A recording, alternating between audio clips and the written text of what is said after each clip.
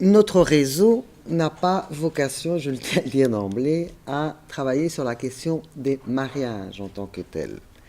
Les motifs pour lesquels les gens se marient, ce n'est pas une question qui nous intéresse en particulier. Je veux dire, ça fait partie de l'ordre privé et chacun a le droit de se marier pour les raisons qu'il le souhaite. Que ce soit par amour, que ce soit par intérêt, que ce soit pour les raisons, quelles qu'elles soient, c'est de l'ordre de leur motivation personnelle. Ça, pour commencer. Mais comme je l'ai dit en filigrane tout à l'heure, certains mariages posent question, posent problème. Si nous intervenons, en tout cas par exemple au sein de mon association, c'est des personnes qui viennent avec des questionnements, quelquefois avec des souffrances. Et ça, c'est de là que nous tirons notre légitimité. La plupart des gens que nous recevons sont des gens qui sont arrivés en Belgique en provenance d'un autre pays. Comme je l'ai dit aussi, la migration induit toute une série de conséquences. Elle induit une série de conséquences pour l'individu et pour les familles. La migration est souvent un processus qui prend du temps, qui peut être douloureux pour un certain nombre de personnes, qui implique toute une série de réorganisations au sein des familles, au sein de la communauté, au sein de la société d'accueil.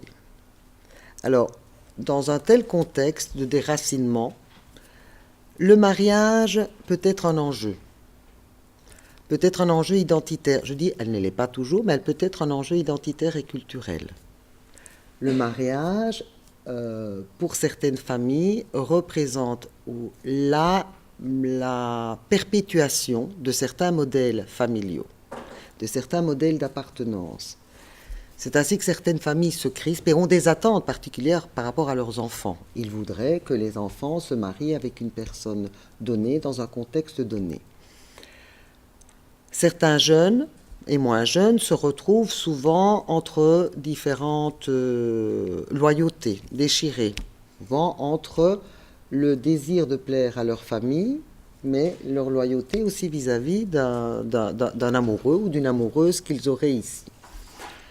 N'étant pas sociologue, je ne vais pas approfondir ces questions-là, je vais simplement les souligner parce que souvent c'est ce qui nous revient des conflits ou de ce qui est vécu douloureusement par une série de personnes, se dire, voilà, moi je me retrouve confronté à cela, je dois faire un choix et je ne sais pas comment faire ce choix-là. Mes parents, ma communauté voudrait que, mais moi je voudrais autre chose. Et souvent on a une difficulté de choisir. La migration, telle qu'elle est vécue aujourd'hui, pas du point de vue des personnes qui migrent, mais du point de vue des autorités, représente aussi différents enjeux. Au niveau européen et au niveau national, les mesures pour décider qui rentre ou qui ne rentre pas sur le territoire de l'Union européenne d'une part et de la Belgique ont été modifiées à plusieurs reprises ces dernières années, pas toujours dans un sens d'une plus grande ouverture que du contraire.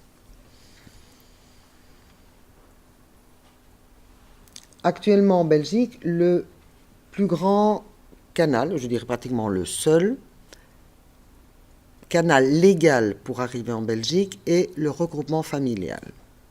Le regroupement familial qui signifie le regroupement entre les époux et aussi le regroupement entre une personne et ses ascendants ou ses descendants selon la catégorie de personnes de qui on parle. Vous savez probablement qu'il y a différentes catégories de droits et différentes mesures qui ont été développées selon qu'on est membre de l'Union européenne, selon qu'on est national ou que l'on est un ressortissant de pays tiers, c'est-à-dire qu'on est national d'un pays qui ne fait pas partie de l'Union européenne. Les autorités européennes l'ont bien compris puisque lors de la promulgation de la directive regroupement familial il y a quelques années, il est mis dans le préambule que des mesures spécifiques de ces directives vont être prises pour prévenir les mariages forcés. Et concrètement, cela se traduit par quoi? Ici en Belgique, pour se marier, il faut avoir 18 ans minimum. Que dit cette directive? Cette directive dit, en tout cas pour une catégorie de personnes qui sont les ressortissants de pays tiers, pour pouvoir faire venir quelqu'un, il faut, et pour se marier avec quelqu'un qui n'est pas belge ou qui n'a pas la nationalité d'un État membre, il faut avoir 21 ans. Donc le regroupant, celui qui ouvre le droit, doit avoir 21 ans, et la personne avec qui il se marie doit avoir 21 ans aussi. Et donc, c'est pour la première fois que l'on voit dans un texte de l'Union européenne la mention du mariage forcé. Et donc, en Belgique, on a incorporé cette directive, et maintenant, il y a des modifications dans tout ce qui est droit regroupement familial ici en Belgique, et donc, pour cette catégorie de personnes-là, il faut avoir 21 ans pour se marier, et pour faire venir son conjoint ou sa conjointe.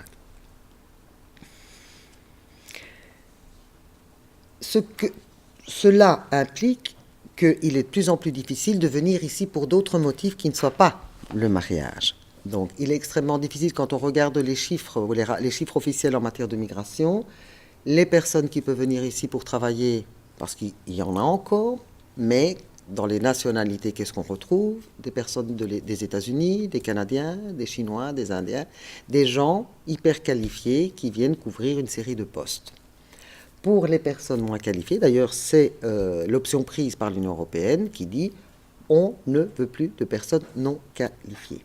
Et donc, il est pratiquement impossible de venir, il existe toujours des exceptions, mais dans les grandes lignes, il est de plus en plus difficile de venir ici, par exemple, pour travailler, ni même pour faire des études. Je veux dire, il y a quelques années, il y avait toute une série d'accords entre universités, notamment avec les pays du Sud, pour faire venir des étudiants. Il est de plus en plus difficile de venir ici étudier en Belgique. Donc, le regroupement familial étant pratiquement la seule voie pour entrer sur le territoire, en tout cas ici en Belgique, ce n'est pas le cas dans d'autres pays de l'Union européenne. Mais cela explique aussi que, comme en Belgique, la principale voie d'entrée sur le territoire est le regroupement familial, il y a une tentation d'utiliser ces directives, d'instrumentaliser ces directives à des fins autres, donc à des fins de migration.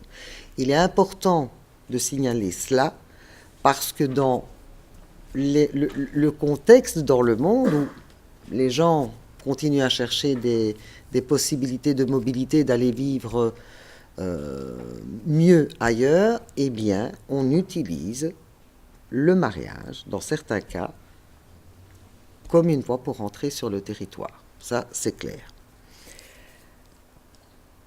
Il faut également dire que ce durcissement des politiques migratoires a des effets. On parlait tout à l'heure des questions de genre et de les impacts aussi des mesures.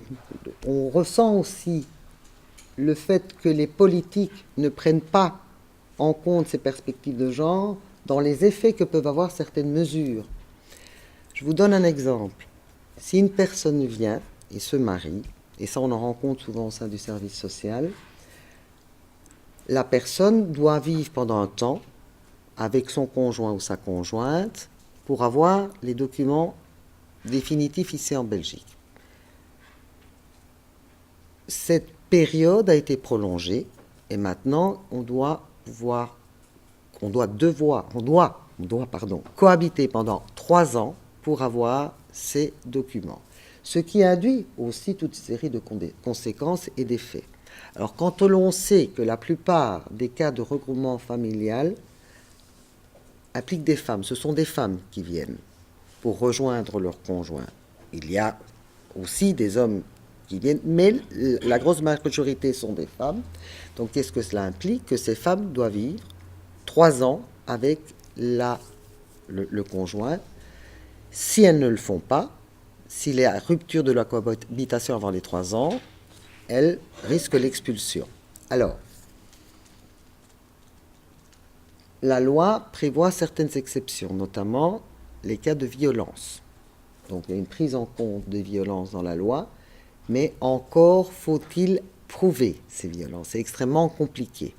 Donc, je ne vais pas rentrer dans le détail de cette matière-là, mais de dire que souvent, la femme se trouve dans une situation de dépendance vis-à-vis de son conjoint et que même dans les situations de violence, parce que si on ne les a pas dénoncées suffisamment, si on n'a pas suffisamment de preuves, il sera extrêmement difficile de rompre la cohabitation parce que si on la rompt, on risque l'expulsion.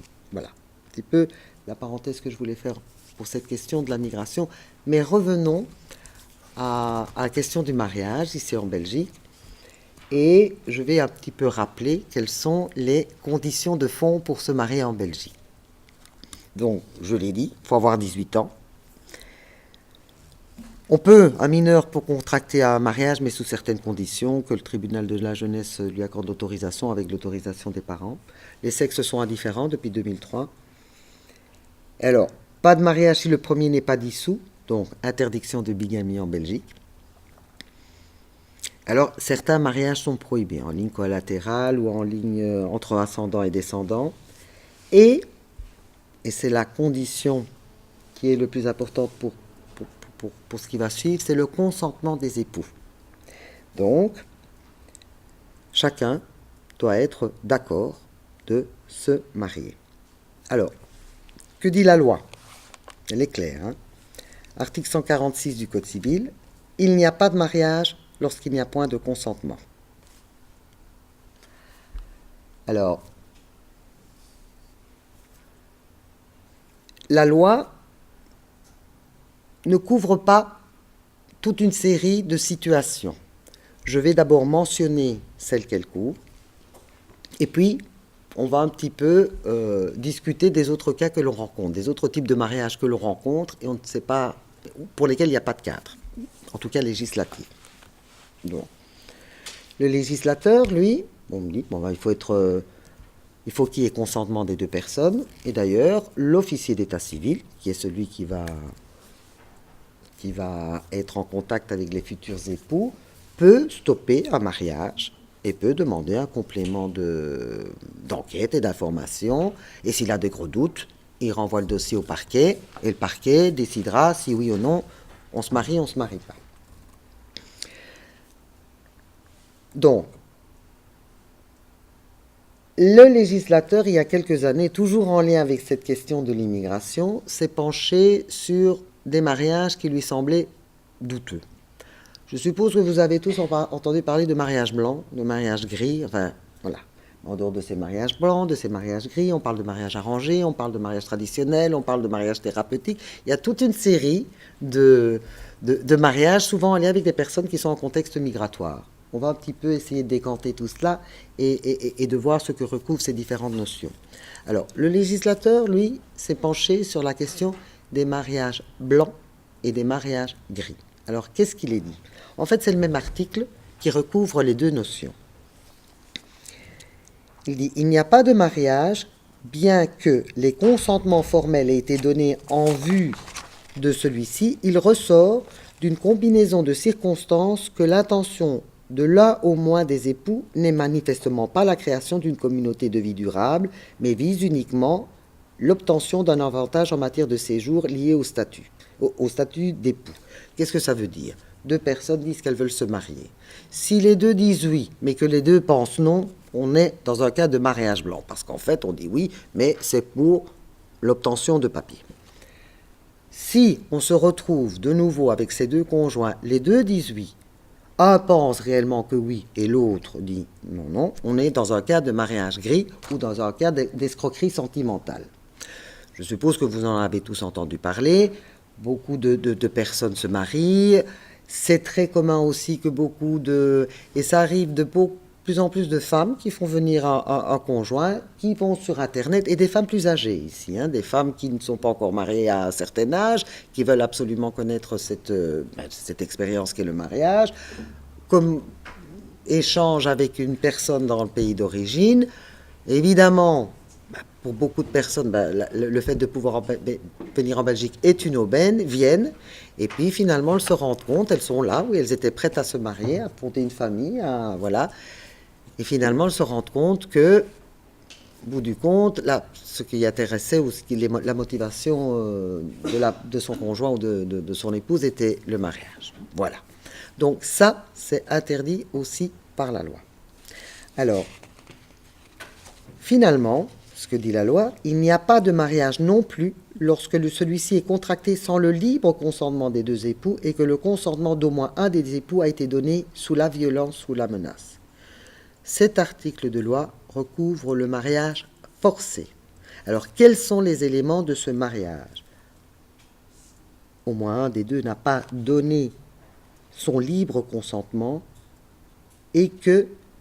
ou que le consentement a été donné sous la violence ou la menace.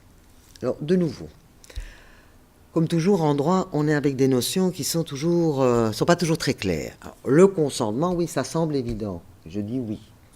Mais est-ce que c'est un consentement éclairé? Est-ce qu'il a été donné librement? Or, ici, on est toujours avec des notions floues et on ne sait pas toujours où mettre les limites. Il me semble clair qu'au moins ce consentement doit être donné. Alors, comme chacun, je dis toujours, quand il s'agit d'un mariage, on dit oui à quoi? C'est la question à laquelle on devrait tous répondre. Et je suis sûr qu'on a tous des réponses différentes. Mais en tout cas, consentir à former une union plus ou moins durable, puisque l'institution du mariage a aussi beaucoup évolué et que les attentes actuelles ne sont pas forcément les mêmes qu'il y a quelques années. Donc en tout cas, quand on dit oui, je veux épouser cette personne, et en tout cas pour vivre avec elle. Le reste, ça, l'avenir le dira. Mais donc, il y a des personnes qui effectivement vont devant l'officier de l'état civil, qui disent vouloir se marier, mais qui ont été forcés de le faire. Alors, qu'est-ce qu'on trouve en amont? On trouve des situations où la famille, des membres de la famille, ont forcé cette personne, ou en tout cas, ont exercé des violences, différents types de violences. On l'a vu, la définition de violence est très ample.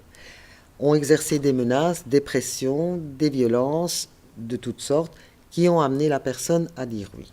Alors ça, c'est bien de le savoir. Encore faut-il pouvoir le détecter. Et un officier de l'état civil ne pourra peut-être pas toujours détecter. Comment est-ce qu'on détecte qu'une personne ne veut pas se marier alors qu'elle dit oui? Donc ça, ce sera toute la difficulté du travail sur le terrain. Mais en tout cas, voilà, ça, ce sont les définitions qui sont reprises. Et oui.